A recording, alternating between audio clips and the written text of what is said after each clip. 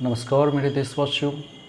आज मैं फिर गीता दृश्यम चैनल के माध्यम से आप सबों तक दिव्य आध्यात्मिक ज्ञान को पहुंचाना चाहता हूं। आपके साथ सत्संग करना चाहता हूं, अर्थात सत्य का अनुसरण करना चाहता हूं, सत्य का संग करना चाहता हूं और आशा करता हूं कि आप लोग भी गीता के इन उपदेशों को आप अपने जीवन में उतारिएगा। तो आज मैं कुछ नए तत्व पर विचार करने जा रहा हूँ। गीता में एक ऐसा श्लोक है जिनमें 3 गुणों का वर्णन है। सत्वम रजस्तम इति गुणा प्रकृति संभवा, अर्थात जिस मूल प्रकृति को गीता में महद ब्रह्म कहा गया है, इसी मूल प्रकृति से तीनों गुणों की उत्पत्ति होती है। सतोगुण, रजोगुण और तमोगुण। और ये तीनों गुणों से अनंत सृष्टियों की उत्पत्ति होती है। और फिर इन तीनों गुणों के तारतम्य से भिन्न भिन्न प्राणियाँ भिन्न भिन्न रूप में भिन्न भिन्न गुणों के साथ पैदा होते हैं, जिनमें ये 3 गुण मुख्यतः होते हैं। सतोगुण, रजोगुण और तमोगुण। अब आगे चलते हैं।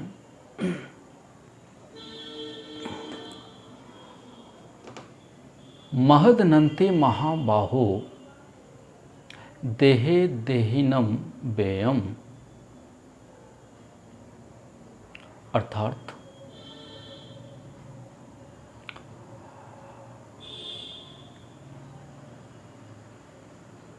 इस शरीर में जो अविनाशी देही है, इस शरीर में जो अविनाशी आत्मा है, इसी तीनों गुणों के कारण इस शरीर से बंधे हुए हैं। वैसे तो अविनाशी आत्मा अर्थात यह देही चिरस्थायी है, ज्यों का त्यों है इस शरीर में, इस ब्रह्मांड में। पर वास्तव में देखा जाए तो अविनाशी आत्मा कभी भी इन 3 गुणों के कारण इस शरीर के साथ नहीं बंधते हैं, बल्कि यह अविनाशी आत्मा भूल से इन तीनों गुणों के साथ अपना तादात्म्य कर लेता है, अर्थात इन तीनों गुणों को अपना मान बैठता है, जिसके कारण यह अपनी एक अलग स्वतंत्र सत्ता का निर्माण कर लेता है। पर इस ब्रह्मांड में सत्ता तो केवल एक ही है, वह है ब्रह्म की। तो ये भूल से अविनाशी आत्मा इस शरीर को धारण करने के बाद भूल से इसे अपना मान बैठता है।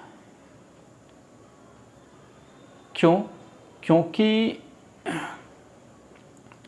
जीवन में होने वाली जितनी भी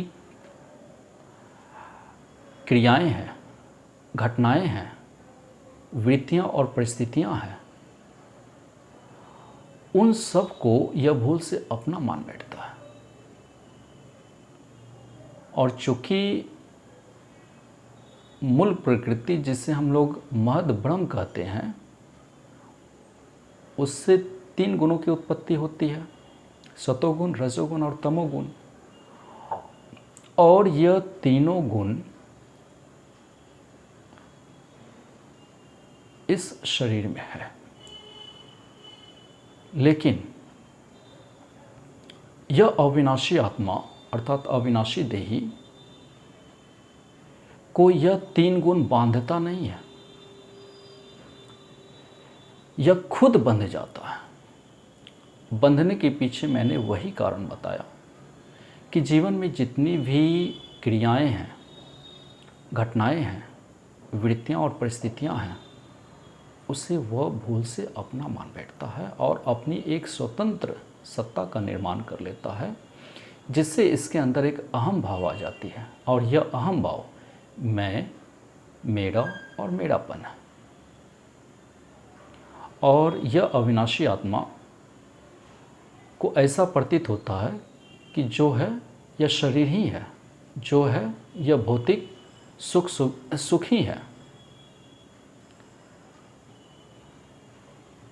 तो इनको परिवार से, धन से, स्वभाव से, जीवन में मिलने वाली जितनी भी मान सम्मान है उससे, जीवन में होने वाली जितनी भी वृत्तियाँ परिस्थितियाँ हैं उनसे एक अजब सा लगाव हो जाता, अटैचमेंट हो जाती है। और इस अटैचमेंट के कारण इसे एक ऐसा भान होता है कि जो है मैं हूँ, अहम का भाव आ जाता है। अब शरीर में जितनी भी घटनाएं होंगी शरीर के अंदर, इसको ऐसा प्रतीत होगा इसकी आत्मा पर इसका असर पड़ेगा। तो जैसे किसी मनुष्य का धन घटता और बढ़ता है तो इसका प्रभाव उसकी आत्मा पर पड़ेंगे। शरीर में किसी भी प्रकार की हलचल या विकार उत्पन्न होती है या बढ़ना, कम होना, तो उसका भी असर उसकी आत्मा पर पड़ेगी।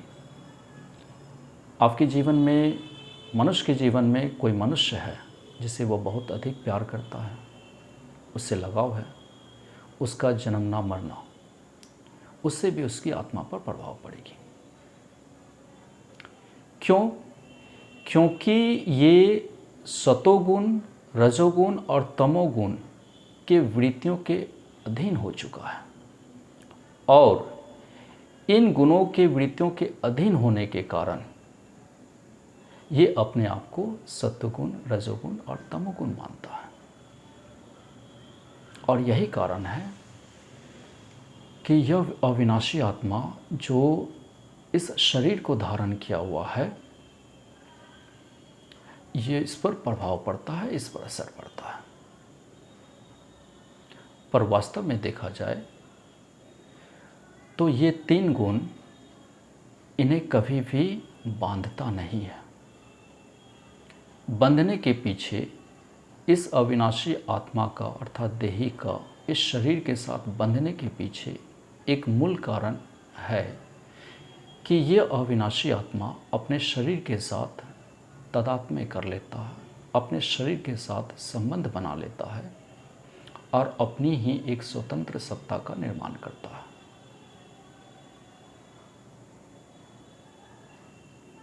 और इसी कारण से यह अपने आप को गुणों की वृत्तियों के अधीन हो जाता है, उसके पराधीन हो जाता है, वो अपने आप को पराधीन समझने लगता है। और यही कारण है कि यह गुणों की वृत्तियों के अधीन होने के कारण ये अपने स्वाधीनता को खो बैठता है। उसे जो मूल रूप से स्वतंत्रता प्राप्त है उसे वो खो बैठता है। क्योंकि मैंने पहले भी बताया कि यह अविनाशी आत्मा इस शरीर में ज्यों का त्यों रहता है, इस पर किसी भी प्रकार का कोई असर या प्रभाव नहीं पड़ता है। और इसका मुख्य जो कार्य है वह इस शरीर को दिव्य ऊर्जा प्रदान करना।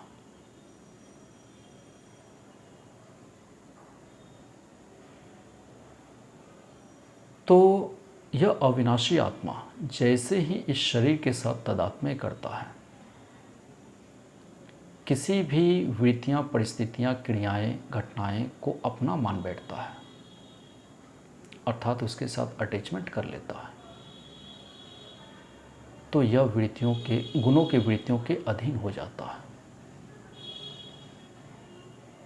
और इस कारण से ये अपने आप को सत्वगुण, रजोगुण और तमोगुण मानने लगता है। आशा है कि आप लोगों को यह वीडियो पसंद आई होगी। Please subscribe my channel and like it. Thank you.